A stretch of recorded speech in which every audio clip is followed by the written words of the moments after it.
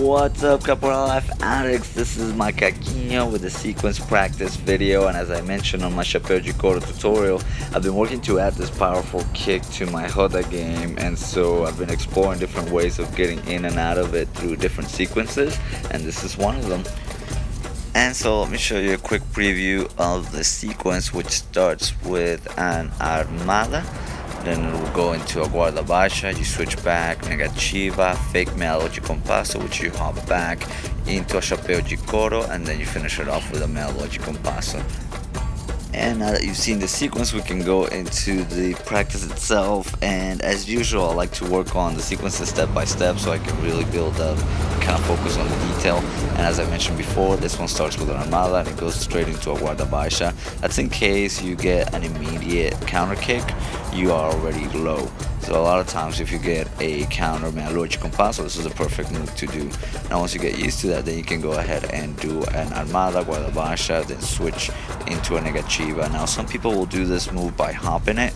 I like to do it to where you do the guarda baixa, then you transition back into a cocorinha, then do a negativa and step over it as if you were gonna do a meia de compasso, which will set you up then for the next move of the sequence, which is doing a fake meia de compasso. It's actually my favorite part of this, and it was really a pain to get. To this day, it's not my strongest move, but I really like it. And in case this move is as challenging to you as it was to me, let's break it down. Let's do a fake meia de compasso to the Chapeu de Couro. Now this is a little drill that I do as opposed to working on the whole sequence, and I'll break it down into a detail of it. In this case then, it's the fake meia de compasso, then you kind of tuck the foot behind the knee, allow yourself to spin until you're facing the other way, and then you can hop back. And then what I do is I just get out of it first with a negativa and step over it, and then I can kind of work on adding the Chapeu de Couro.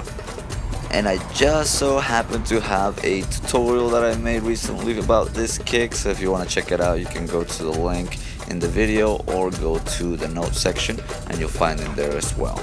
And once you get that done, then you can go ahead and integrate this whole thing back into the sequence. And a couple of tips as you're training for the sequence, or just things that I do while I'm training, is I really focus on keeping my guard up.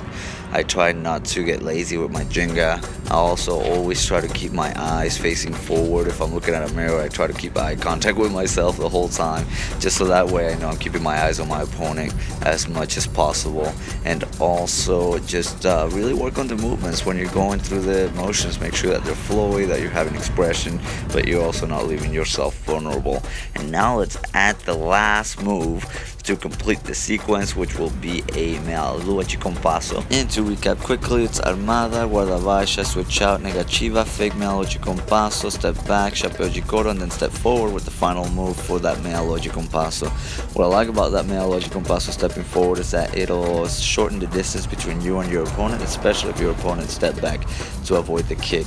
And that wraps up the full sequence, capoeira boys and girls. Now as usual, I like to finish out these videos with a disclaimer to let you know that I'm not an instructor, I'm not even a high court. These videos are just me sharing what I practice in between classes to complement the already great training that I received from my contramestre, and hopefully inspire some of you guys to do more as well.